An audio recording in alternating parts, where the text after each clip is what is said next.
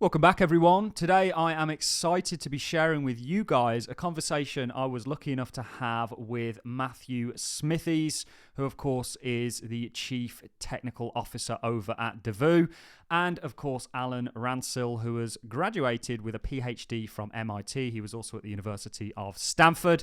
Of course, he has previously worked on Protocols Labs, and he's now gone on to be the Chief Executive Officer, the CEO of Devonian Systems. And both of these individuals are extremely focused on the mission of sustainability, a mission I'm sure we can all get behind in regards to moving towards a more eco-friendly world. And why I'm excited to be sharing this interview with you guys is because what it really showcases is the overlaps between Web3, blockchain, and distributed ledgers. And of course, the real world in this case in regards to sustainability and how a distributed ledger can be used and utilized to essentially enable a more sustainable world. Without further ado, ladies and gentlemen, let's dive into this interview. I'll see you in there.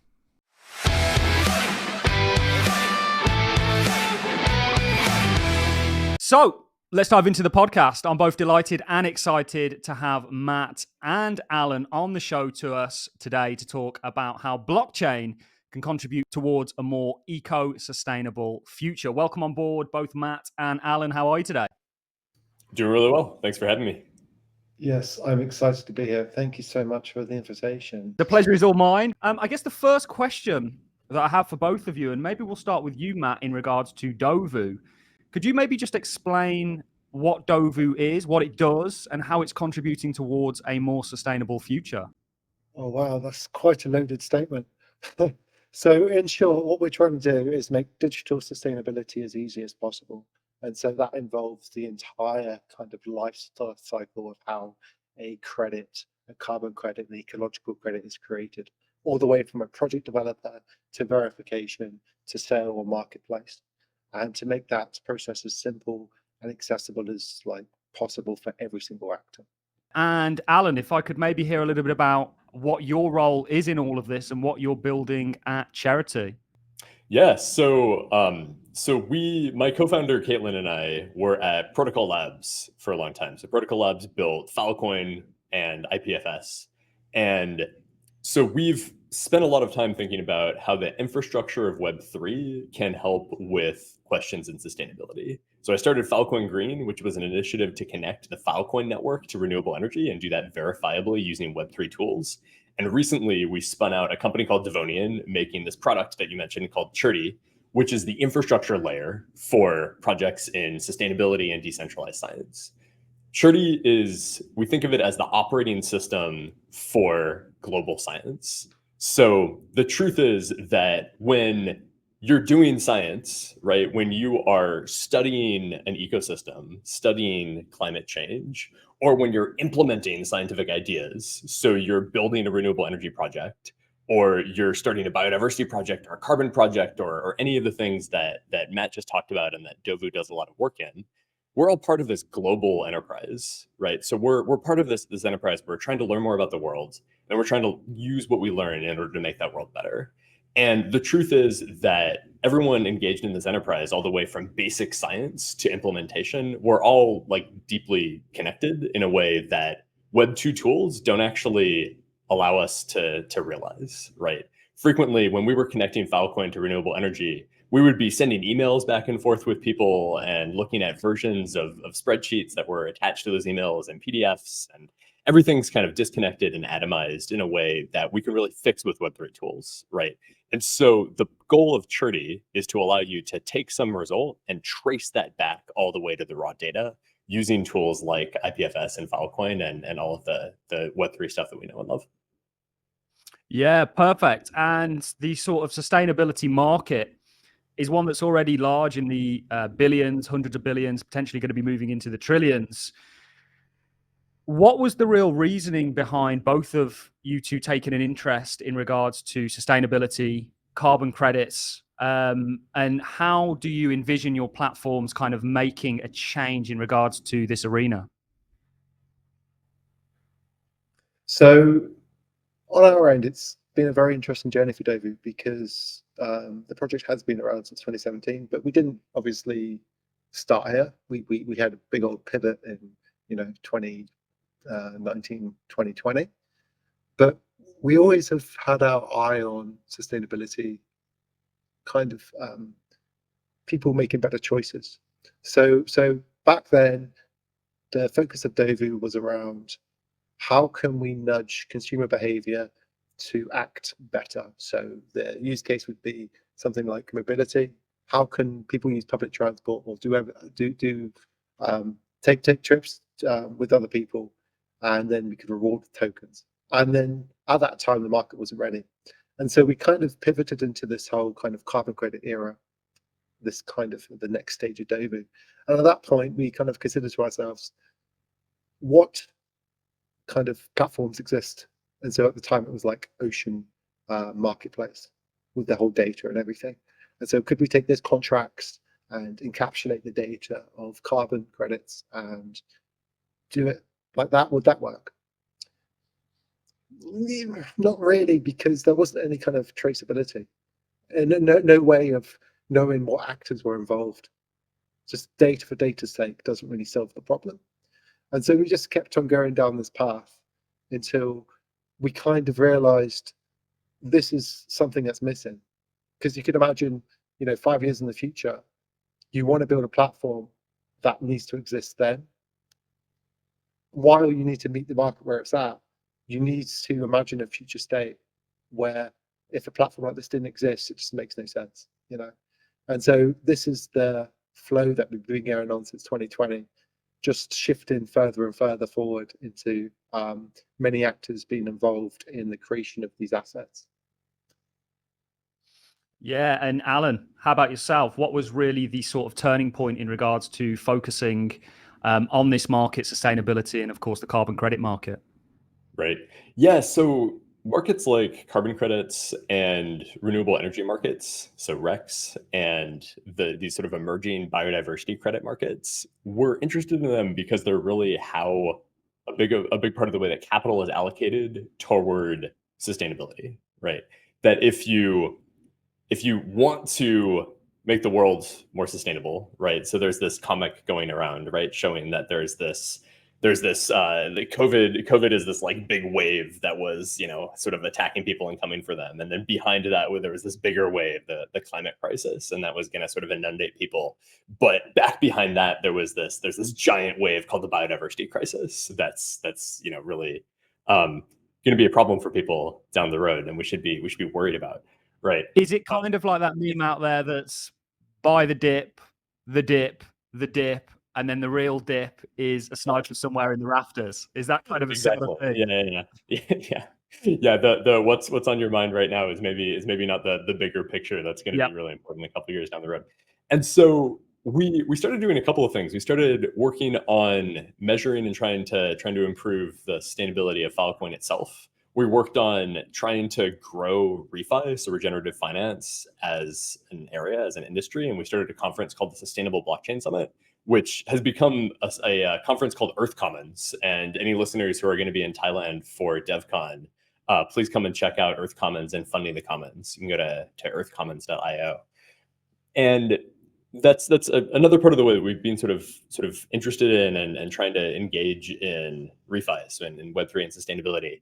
And what we really saw was that if we're trying to grow the amount of money going to sustainability, and you look at where are the problems in things like the carbon markets as they exist today, a lot of these problems have to do with accounting, and they have to do with, like Matt said, traceability. Going and looking at the end result from these carbon projects. So I bought a credit that is supposed to have removed or reduced or avoided some number of tons of carbon going into the air, and actually proving that that credit had the effect that I'm claiming it did. And so in 2023, there was this huge sort of all of 2023, there were these articles coming out about how the carbon markets weren't doing what they said they were doing. At the beginning of 2023, there were some articles that came out showing that reforestation credits, especially in the Amazon, didn't have the scientific basis that people had assumed they did. So people were pouring all of this money into these credits, and it wasn't actually clear that these credits were really preventing deforestation as much as people hoped they were, thought they were, said they were. Then So that's something we said, okay, hey, we can build Web3 tools to make science more connected and the implementation of scientific ideas more connected, and then make it easier to trace back and say, here's the impact I'm claiming to have. What is all the data? What's all the code that goes into going from basic data that we're collecting about the world to the models that we are building using that data, then to the actual traceability of an individual credit, and showing not just that that data going into the credit has attestations and is sort of properly accounted for, but also that the scientific basis is really firm for issuing those credits. Another major issue that people sort of pay attention to, in especially 2023 in carbon markets, was just financial accounting and around showing that the literal money that you were paying for these credits was actually going to work on the ground rather than to middlemen, or rather that anyone even knew where it was going to. There was this example from this project called the Kariba project in Zimbabwe, where this guy was just withdrawing hundreds of thousands of dollars of cash apparently from a bank account and just like handing it, just like walking through kind of the area and like throwing it to people, which is maybe not the best way of accounting for your money, right? Especially if you want to prove that you're really having the impact that you say you are. And so again, like this is clear, you know, if we're in Web3, right? If we're in crypto, this is like a really clear place where we should be able to have an impact. And so we've done a lot of work with different folks, including this great group called Gainforest and a conservation group in the Philippines called Oceanus, working on allowing people to actually see, we have these tree measurements in this case. So people are going to a conservation site, they're geolocating trees, they're measuring the circumference of those trees to try to model how much carbon those trees are actually storing. And then there are on-chain records that are paired with those public measurements, showing that this person, this like local person in the Philippines, measured this tree and is actually getting paid for that. And then that becomes the basis of doing things with that data and showing that people are being fairly compensated throughout the data supply chain. Yeah, it seems like a distributed ledger has just a perfect fit in regards to this market. You know, we always hear it in regards to charity. A lot of money gets given to certain charities, but not much actual impact sort of comes off the back end of it. And I feel like that has a lot to do with what both of you are trying to address in regards to accountability, actually tracking, tracing, and following things through and being able to prove that. And of course, applying a distributed ledger or you know, a blockchain to the equation really does solve a lot of those friction points. So it really seems like, you know, it's quite a perfect fit what you guys are trying to do in regards to the Web 2 and 3 world, I guess. I don't know if you have any sort of a follow-on from that. I think one of the major issues, and perhaps Alan could kind of add to this after, is that a lot of larger corporates or demand side, let's say, generally it doesn't understand what makes a good credit. They don't know how to make these buying decisions. And so there is a tremendous amount of work from various working groups to actually create the vocabulary and to actually put these language standards in place so that someone can make informed decisions. Because we can build all the things in the world and make it look amazing, but if we can't communicate that value effectively, then there's a huge problem there. And so that's a big issue. So are we saying that not every carbon credit is equal? Is that kind of what we're saying here? Is that a thing, you know, in regards to carbon credits? So from my understanding with carbon credits is one carbon credit is equal to around about a ton. Is that right? Is that kind of the metrics that we go by? Yes. Is there am I even making sense here in regards to carbon credits aren't equal? Is that a thing? You know, are there different kinds of ways of capturing? Okay, well, do you see where I'm going with this? Might be a bit of a complex question, but just as a sort of side note. Yeah, so it is absolutely true that different carbon credits aren't all equal, and you can just see that if you look at the carbon markets, you can see it in their price, right? That they're, even though different credits are theoretically all removing a single ton of CO2 from the atmosphere, prices for those credits range from sort of low US dollars to high hundreds of US dollars. Right. So there are really cheap, maybe older credits made with methodologies that, everyone kind of acknowledges like aren't as good. And there are even old credits with methodologies that have been discredited, right? Methodologies that people used to believe in and don't anymore. And those are super cheap. And then you have all the way through credits that are maybe nature-based solutions where you have really good accounting and really good methods, and these projects are well documented, and people really believe that they're doing what they say they're doing, and hopefully more, right? A lot of these nature-based solutions especially will support local communities, support biodiversity, have like other positive effects beyond carbon, and those are priced a bit higher, so maybe tens of US dollars. And then you have some stuff that is super expensive where people are hoping the impact of this technology is going to be really meaningful over time. And so those are things like tech-based removals, things like people are taking plants and turning them into sort of like a synthetic oil that they pump underground. It's sort of like the reverse of oil drilling, like literally taking CO2 out of the atmosphere and putting it under the ground in this like oil like liquid, or in like they basically make fizzy water and inject it into these aquifers where it reacts with the local sort of geochemistry to lock in carbon for 1,000 years. So there is, like you said, there's this huge difference in different types of credits, which you can like absolutely see reflected in their prices. And I think one of the pieces that we bring to this is that as we're building Churty, this global operating system for science, we really want to tie the output of those credits and their methodologies to the actual science and research and also accounting of the individual credit behind them.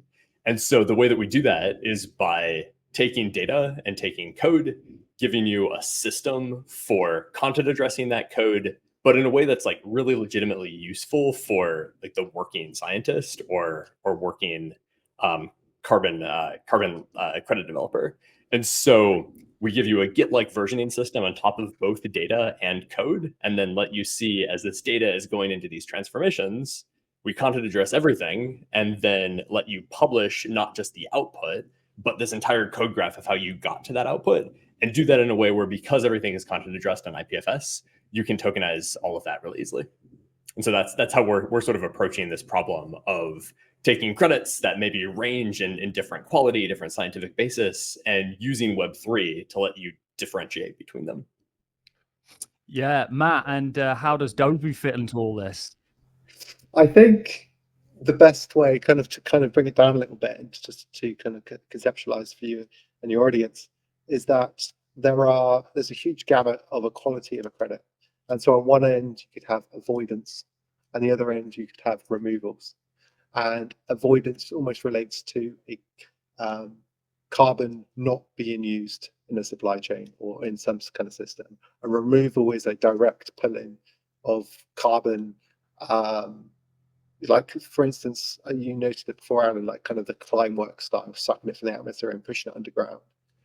And on the removal side, those tend to be regarded for the most part as high quality, because you're actually extracting carbon and kind of deposited somewhere.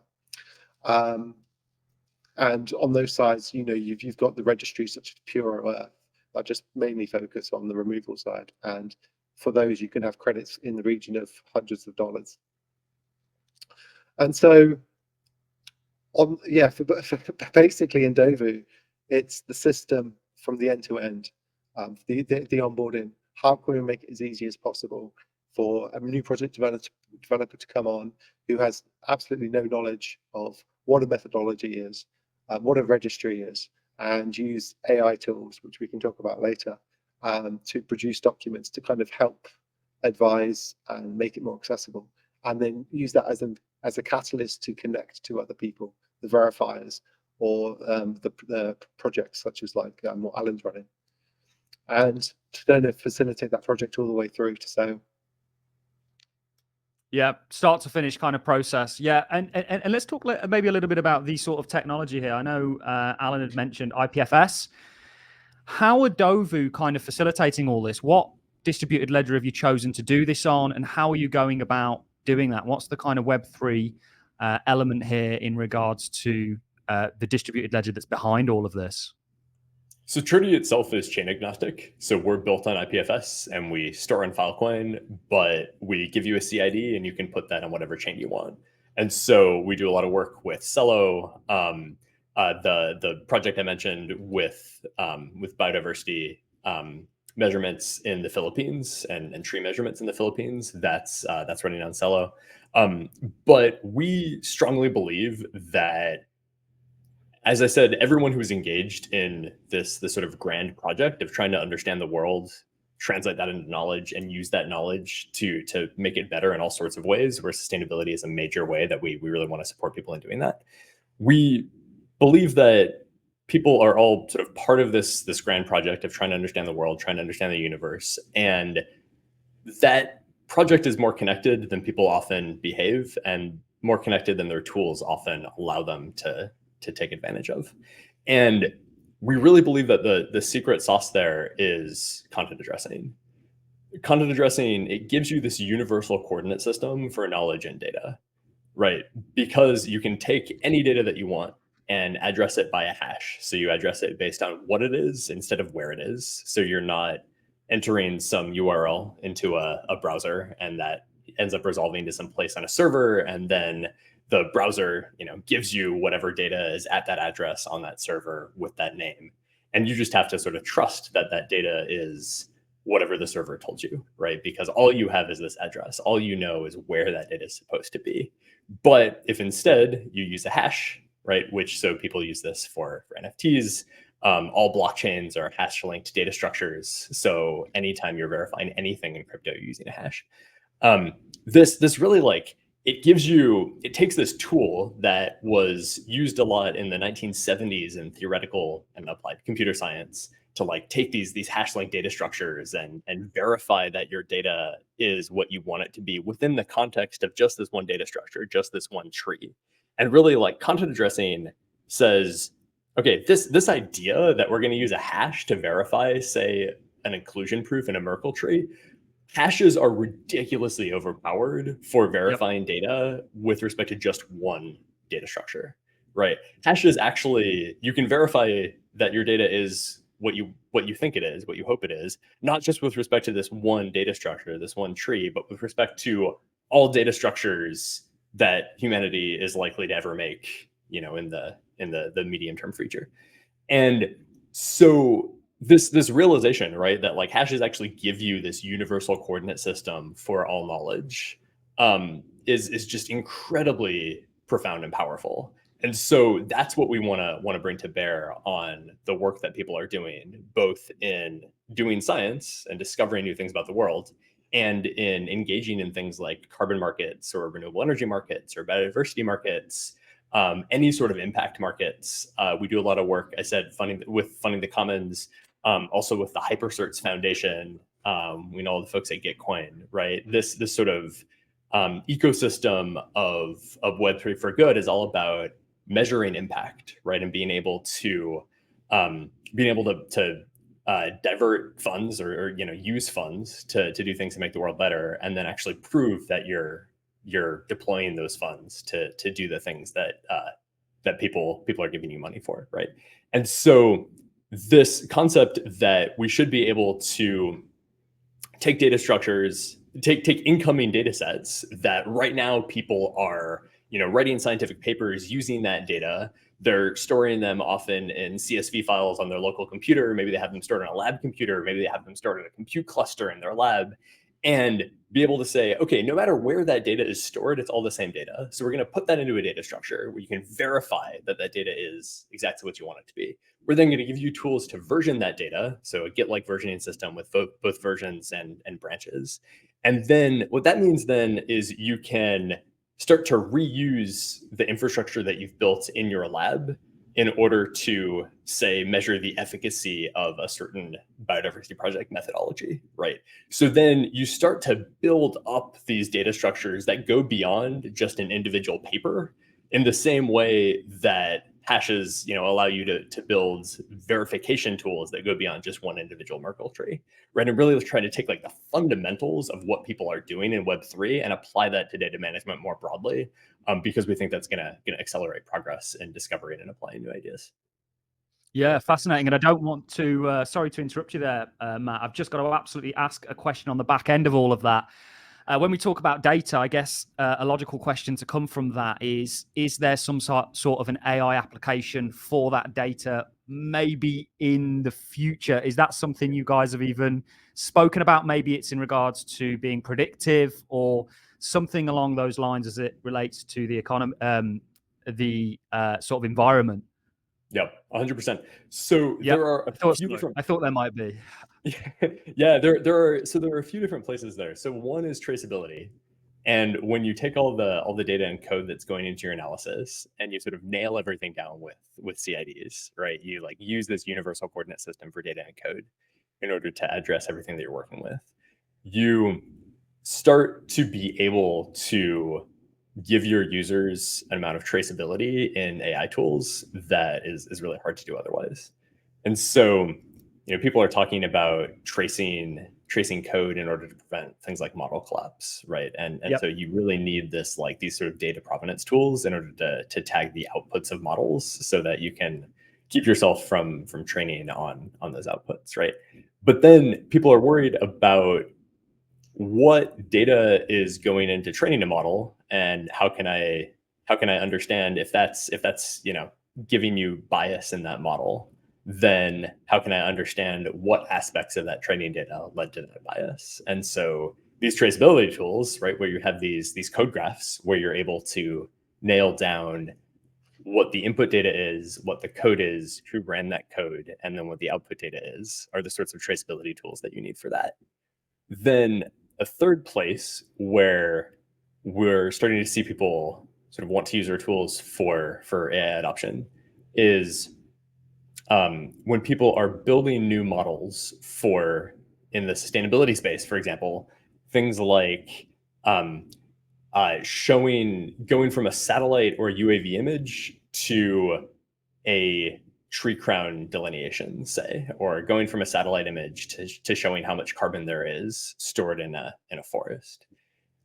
People have been making these models for a long time, right? People have been making these sort of graphical AI models to do things like that for years at this point. But a lot of those models are trained on trees in Europe and North America, and that makes them less useful for things like mangroves. And so if you're making a model that is for a particular purpose and you want other people to be able to reuse that model, but you also want to be open, you don't want to build it in like, OpenAI's model store or something, then you can release that as an NFT. And these are some features that we're in the process of building. Release that as, say, an NFT and say, okay, my code or my data, I want people to be able to use that, but I want to restrain how they're able to use that in some way. So maybe they pay me a royalty whenever they run my model or when they run my code graph or when they use my data. And I want to control who's allowed to decrypt that data, who's allowed to use that data, and then control some of the crypto economics around that use. And so we think that's going to be a huge place for these tools to really allow people to use AI models with the sorts of safeguards that they actually want in order to use them safely and effectively and sort of align incentives around payments from them. Yeah, I think people really don't realize just how much of a crossover there is in regards to distributed ledgers and AI. In regards to things like provenance, in regards to things like this, actually, and certainly the future that I'm envisioning is one where we actually make AI a far safer place with the use of distributed ledgers, and we can also then sort of economize data that goes into those models. There's this real crossover.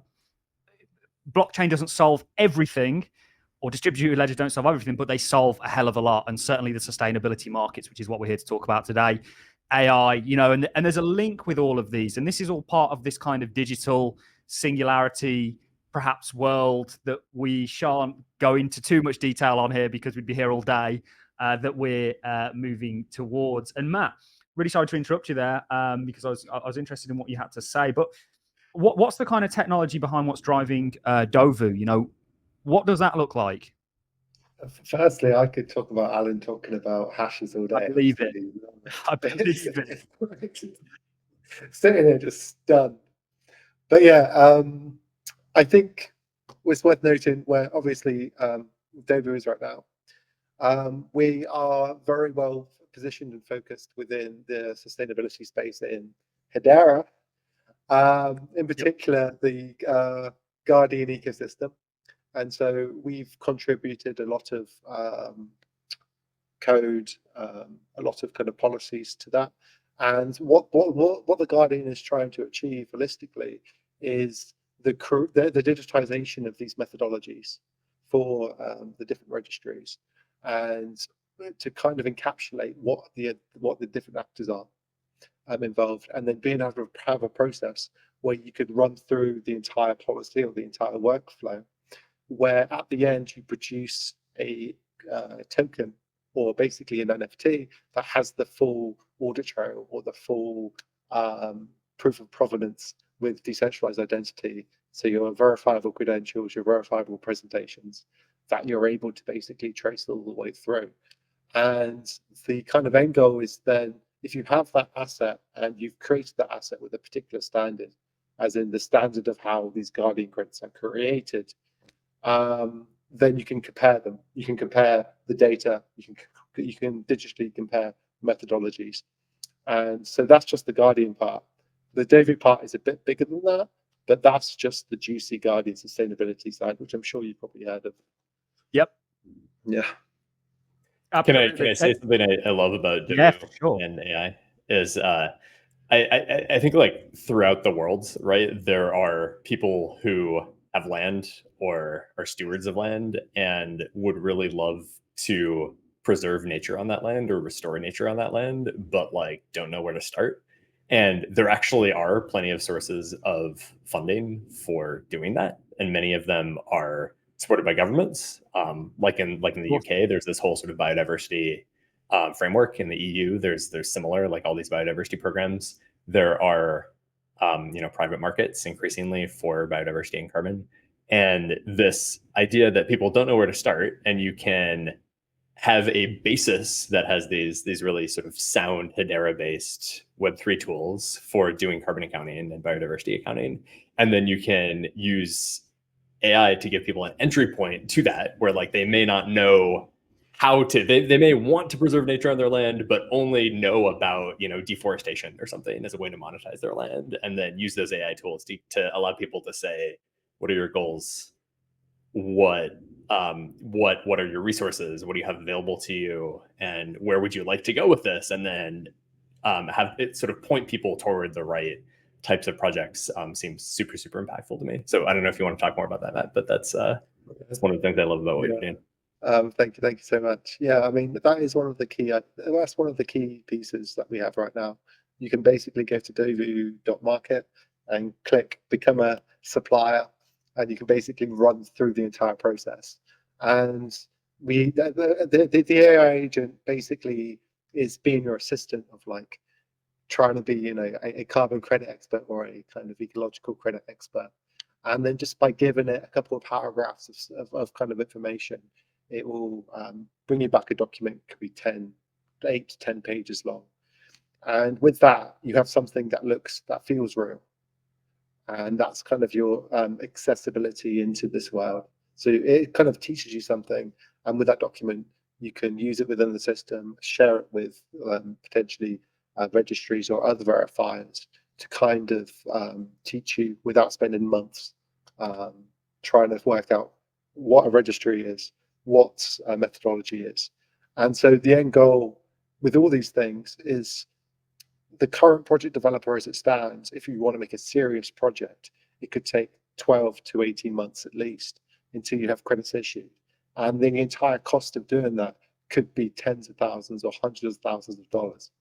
And so by creating these tools, how do you not necessarily reduce the time, but reduce the cost?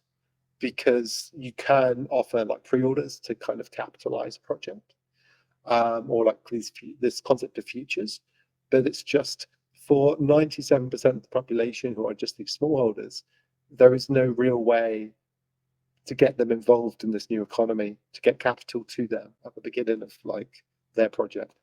And that's really what this is all about, isn't it? Streamlining the whole process, kind of democratizing it, or certainly decentralizing it to a broader audience. And really where I want to come on to now is in regards to some of the project success. So what kind of implementations or partnerships are you guys currently experiencing? How are we seeing people utilize both what you're doing, Alan, and what you're doing, Matt? What kind of practical applications are we seeing coming on the back end of this? I'll tell you about one, which was the Biodiversity X Prize, which was this 5-year contest in order to measure biodiversity in a rainforest without actually entering that forest. And so we worked with this team based in ETH Zurich, and they brought technologies from all of these different places. So they were using drones to go into forests and capture samples. They were using camera traps, which are a pretty typical way that people measure biodiversity. You set up this little motion activated camera and you take pictures of animals that go by. They were collecting environmental DNA. So everyone sort of knows about DNA sequencing, where you take a sample from an individual person or an individual animal and you get this readout and you can see what genes they have. But with some of the technology that was some of the methods of doing this were pioneered by members of this ETH team. They collected DNA samples not just from individual animals, but from just water. Like you collect samples from a stream or soil or even air. So like they can take these filters and just like blow air through the filter and collect just ambient DNA from the air. And then go into a lab and sequence that. And they had these mobile labs in the jungle. It was amazing. So we supported them during their finals in collecting all this data from different sources and then running that through these models, some of which were AI models, some of which weren't, in order to manage the data that was collected and the provenance of that data, then the models that they were running them through and the provenance of those models, and then those outputs. And then also because some of those models were trained using data that was collected by indigenous people and local communities in that area, be able to trace back not just the data that was used for inference, but actually the data that was used for training, in order to show when they came up with these insights based on the data they had collected, everyone who had contributed to that data. And so we don't have the results from the final yet, but we're really excited to support that team and really sort of push forward this field of being able to measure biodiversity. Yeah, Matt, and yourself? Yeah, so while we have done some biodiversity projects ourselves, I think it's more important to kind of focus on another type of credit that we've been building out with this Indian-based company called MMCM, who are actually connected to the Indian government. And so their whole thing is these making credits around the recycling of vehicles, these end-of-life credits, these ELV credits. And so in India, there's a huge problem with car wastage, and there's this need to recycle something like 20 million vehicles actually that are in India. And so MMCM were these pioneers have taken this kind of government, Indian government transport kind of need and kind of productizing it. And we're basically the backbone of that. So how it works is you have all these cars that need to be recycled through these recycling centers. There are literally hundreds of these in India. And it's like, how do you get the money to the right people? How do you make sure that a car is recycled properly in a recycling center? How do you keep track of all the data that has been signed off by a government official? And then at the end of that, how do you kind of tokenize that? And so it basically breaks down all the materials, all of the kind of carbon emissions that have been saved by recycling. Because if you don't do that, then what happens is you get these cars aren't recycled properly by bad actors. And so you need a way to incentivize these recycling centers.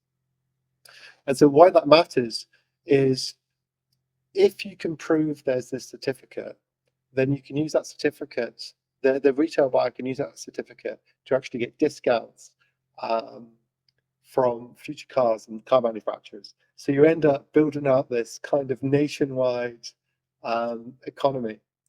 And through these kind of carbon offsets, if you have not only not only all this stuff, you can also have the data granularity where they could be in a position where they can talk to a specific car manufacturer and say, imagine they talk to VW, and then the VW would be like, I would like to inset my supply chain by buying the credits from your recycling plants, and so you can basically data match at that point, so they can reduce their carbon emissions through their own supply chain, and the retail still gets support through the discounts of new cars. And so that was the big rollout last year, and we're continuing to kind of build that out. Well, evolve that over time. But that's probably the biggest project that we've kind of done so far. Yeah, and the interesting thing is, once you've sort of proved that equation a couple of times, the kind of possibilities in regards to use cases like that you can capture really start to open up. India is a very interesting place, certainly in regards to recycling, because it seems like there's a lot of it to do in India. I can't remember what it was I was watching. I think it might have had James May or somebody in it. And he was basically going through one of these kind of, it was actually, I believe, where Slumdog Millionaire was filmed. And there was a recycling center there that was responsible for employing hundreds of people in regards to just plastic waste and things like this. You could see perhaps what you're doing impacting that and impacting the broader, you get entire economies and employment and everything that forms around this kind of a market. And what you're doing, I think, is very impactful globally, and certainly in regards to places like India for consumers, for participants and everybody else. And are there any kind of future, when we look into the future in regards to what you're both doing, what is it you're going after? What is the kind of end goal? Where would you like to be? Would you like to be working with the European Union? What's the real kind of, what are you going after here? Yeah, and I think also, like you said, with there being a lot of sort of recycling to manage in India and across Southeast Asia, I do want to also just sort of make a plug for the fact that all of us in crypto and Web3 really were able to cross international borders and build technology that is designed to cross borders and reach people. We're working some with groups supporting smallholder farmers in Africa, in Kenya especially, that again really want to preserve nature on their land, but want to get compensated for doing that. And the existing systems for doing that are just so expensive and so difficult, right? Where you really, if you apply distributed ledgers to this problem, you can pay people, you can allow people to collect data and prove the provenance of that data in a way that crosses borders, in a way that the existing, for example, carbon system, the registry system just isn't set up to do well. It's fantastically expensive, right? To like literally fly folks from a VVB, a validation and verification body in Europe, to a country in Africa or in Southeast Asia, to assess their project. But that's how the existing the sort of legacy system is set up, right? And we really, if we're going to scale these markets, especially in the places that they're most impactful, right? So places like Africa, like Southeast Asia, like Latin America, we really need better systems and better tools that are better at crossing borders and verifying data across borders. And that's one of the things that Web3 really offers us. I think going to your question of where do we, so Devonian, developing this product called Churty, want to be ultimately is we really want to build the infrastructure for managing data for people to discover and implement new ideas. And we want to be the set of tools that people use for managing data sets that are going to be impactful, either in how we understand the world, how we understand the universe, or in how we apply that knowledge to make it better.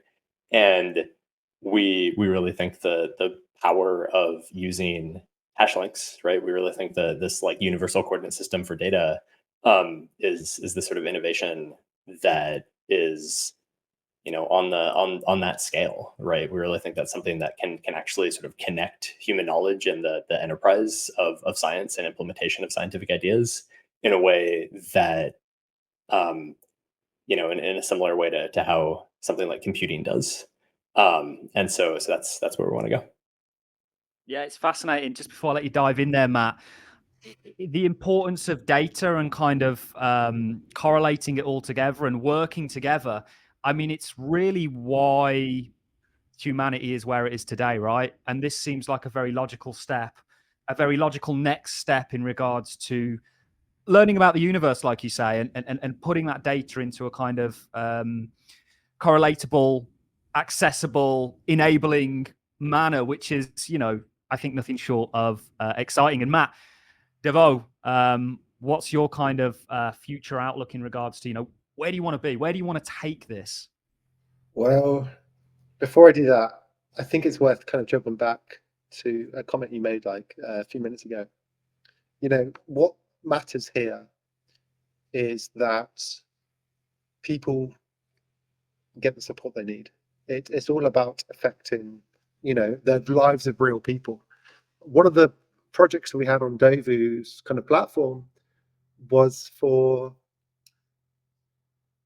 this small farm in Bulgaria, this sweet couple, and we initially issued some credits for them, tokenized them, the whole 9 yards, and it was only like 12 metric tons, and we only sold them for like $30 a piece, and so that probably netted them, like this sweet couple, that probably only netted them like $300, $360, But when they received that money, because one of our co-founders originates from Bulgaria, she basically gave them the money and whatever, and they basically cried because they've never kind of had that kind of money before. And it's like these sorts of solutions mean, it's not just the nerdy geeking out stuff. It's like these solutions impact real people, and we all need to kind of remember that. And even I forget when I'm like in the tech. It's hard to kind of remember that. But what kind of really gets me going, personally, is how do you create a system that enables you to connect all these different sustainability projects? There are literal, probably hundreds now, of different projects who are trying to create their own different standards on all different networks. And so Dovu's direction is creating a workflow of workflow systems. So we can talk to a Guardian, we could talk to the Devonian toolkit, we can talk to all these different systems, and we can intertwine everything together in order to produce credits that are not only got the decentralized identity behind them, the data provenance, but are truly interoperable. And so that's really what excites me, and to kind of make that system as simple and as easy as possible. Because the reason I feel that way is initially one of my kind of first big jobs, kind of my first full-time jobs, we had a nationwide deployment in India for VW, and it was basically the verification of assets, in particular these cars. And it was the same kind of thing. It's like, how do you provide a anti-fraud mechanism that anyone can use, and it's easy for these workers to use, and it all connects all the way up. And so there are synergies between that and what we're basically doing now at Dovu. And so I think workflows are the key, but the ability to connect these completely different systems is what I'm really passionate about at Dovu. Yeah, and like I say, I mean, it might seem like to people maybe I'm over exaggerating this, but I really don't think I am in regards to, again, what you say is linking all these different systems and combining them to essentially create a better world. That story that you just told in regards to that couple, we all get so distracted in regards to what I think attracts a lot of people to the cryptocurrency space. This really exciting prospect of being a part of a technological revolution, which it truly is. It's evolving lots of industries, and there's going to be a lot of capital that comes on the back end of that. But there's this kind of underlying tone, whether it be Bitcoin helping people escape from inflation, whether it be what you guys are doing, actually helping a family out there in a hugely impactful way that doesn't just help them, but helps a whole chain of people actually involved in that. I mean, it's nothing short of magical, what's going on here. And I guess one thing that I really want to come on to now is where can people get involved in all this? Can we direct people so that they can go and get involved in what you're doing, Matt, Alan? They can go and get behind you and sort of, help play a part in this and get involved and follow along with what it is you guys are doing. 100%. If people go to cherty.io, CHERTY.io, you can look at what we're doing and download the tool and start using it. And we'd love for people to get involved that way, or sign up for the newsletter and get more information. Also, if you're going to DevCon, which is going to be in Thailand in the first half of November, or if you're already in Thailand, there's going to be, for the month of October, there's a residency hosted by Funding the Commons, where people are going to be hacking on a lot of these types of ideas. And so definitely check that out. You can go to fundingthecommons.io. Earth Commons itself is going to be a 2-day conference held with Funding the Commons on sort of the outside of DevCon, and there's a ton of other really great events for people to go to if you're going to be in the area in November. Matt, how about yourself? Where can people go and sort of follow along with what Dovu are doing and yourself are doing? So something for the crypto nerds is I haven't talked about our staking platform. It is related. So Dovu.market, you can check out all of our projects that we currently have live, and you can actually buy projects. Now, the really neat thing is that from day one, we've always wanted to create the token that, of course, will have the ability to use the Dovu tools in the future, but we really want to kind of reward basically actors that contribute back to the platform. And so if you come into the Dovu platform, you buy your tokens, and then you basically stake completely self-custodial, no smart contracts, none of that nonsense, and you buy credits. It basically rewards people for buying credits. It rewards you for holding a position, and we have ongoing multipliers if you hold NFTs. But what's really important is that you need to match your community with projects that you want to support. And by doing that, it means that people that provide value get value back.